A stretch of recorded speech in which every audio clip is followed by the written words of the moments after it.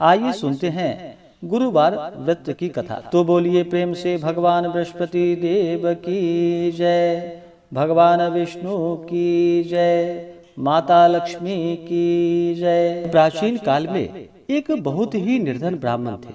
उनके पास उनकी संतान ना थी।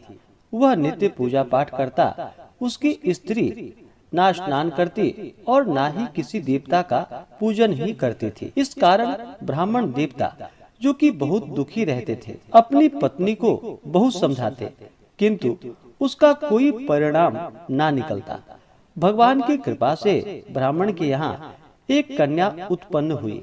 कन्या बड़ी होने लगी। प्रातः स्नान करके वह भगवान विष्णु का पूजन करती, जप करती।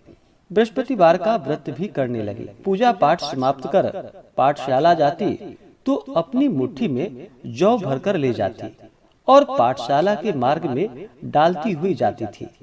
लौटते समय वही जौ, जो कि स्वर्ण के हो जाते थे, और फिर उसको बीन कर अपने घर ले आती थी।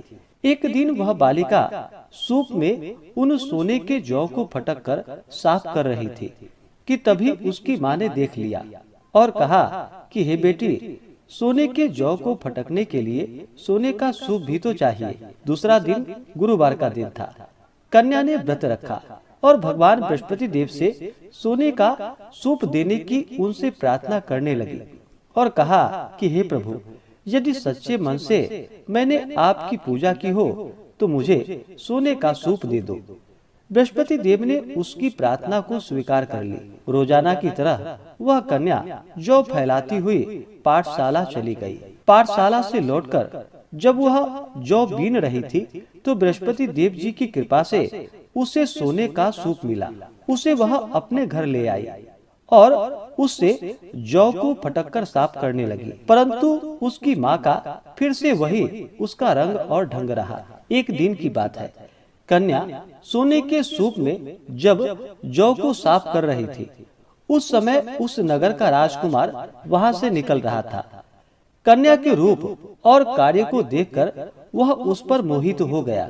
राजमहल आकर वह भोजन तथा जल का त्याग करके उदास होकर लेट गया। राजा को जब राजकुमार द्वारा अन्न और जल त्यागने का समाचार प्राप्त हुआ तो अपने मंत्रियों के साथ वह अपने पुत्र के पास गया और पूछा कि हे बेटा, तुम्हें किसी बात का कोई कष्ट है क्या? किसी ने तुम्हारा अपमान किया है अथवा कोई और कारण है? मुझे बतलाओ, वही कार्य मैं करूंगा जिससे तुम्हें प्रसन्नता की प्राप्ति हो सके। अपने पिता की बातें सुनकर राजकुमार बोला कि हे पिताजी, मुझे किसी बात का कोई दुख नहीं, कोई कष्ट नहीं। किसी ने मेरा अपमान भी नहीं किया है, परंतु मैं उस लड़की के साथ विवाह करना चाहता हूँ जो सोने के सूप में जौ को साफ कर रही थी। राजकुमार ने राजा को उस लड़की के घर का पता भी बतला दिया। मंत्री राजा के कहने पर उस लड़की के घर गया। मंत्री ने ब्राह्मण के समक्ष राजा की ओर से निवेदन किया। कुछ ही दिनों के बाद ब्राह्मण की कन्या का विवाह राजकुमार के साथ संपन्न हो गया। कन्या के घर से जाते ही ब्राह्मण के घर में पहले की भांति गरीबी का निवास हो गया। एक दिन दुखी होकर ब्राह्मण अपनी पुत्री से मिलने गए। बेटी ने पिता की अवस्था को देखा और अपनी माँ का हाल पूछा। ब्राह्मण ने सभी हाल कह सुनाया। कन्या ने बहुत सा धन देकर अपने पिता को विदा कर दिया, लेकिन कुछ ही दिनों के बाद फिर से वही हाल हो गया। ब्राह्मण फिर अपनी कन्या के यहाँ गया और सभी हाल कहा तो पुत्री बोली कि हे पिताजी, आप माता जी को यहाँ लिवा लाओ। मैं उन्हें यह व्रत की विधि बतला दूंगी जिससे कि गरीबी दूर हो जाती है। ब्राह्मण देवता अपनी स्त्री को साथ लेकर के अपनी पुत्री के पास राजमहल पहुँचे तो पुत्री अपनी माँ को समझाने लगी कि हे माँ, तुम प्रातः काल स्नान आदि करके विष्णु भगवान का पूजन करो और बृहस्पतिवार का व्रत करो तो सब दरिद्रताएं दूर हो जाएंगी। परंतु उसकी माँ ने उसकी एक भी बात नहीं मानी। वह प्रातः काल उठकर अपनी पुत्री के बच्चों का जूठन को खा लेती थी। एक दिन उसकी पुत्री को बहुत गुस्सा आया।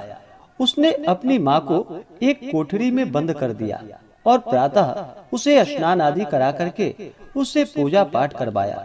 तो उसकी माँ की बुद्धि ठीक हो गई। इसके बाद वह नियम से पूजा पाठ करने लगी और प्रत्येक बृहस्पतिवार को व्रत भी करने लगी। और फिर इस व्रत के प्रभाव से मृत्यु के बाद वह स्वर्ग को गई। वह ब्राह्मण भी सुख पूर्वक इस लोक का सुख भोग कर अंत में स्वर्ग को प्राप्त हुआ। तो बोलिए प्रेम से भगवान बृहस्पति देव की जय, माता लक्ष्मी की जय, भगवान विष्णु की जय।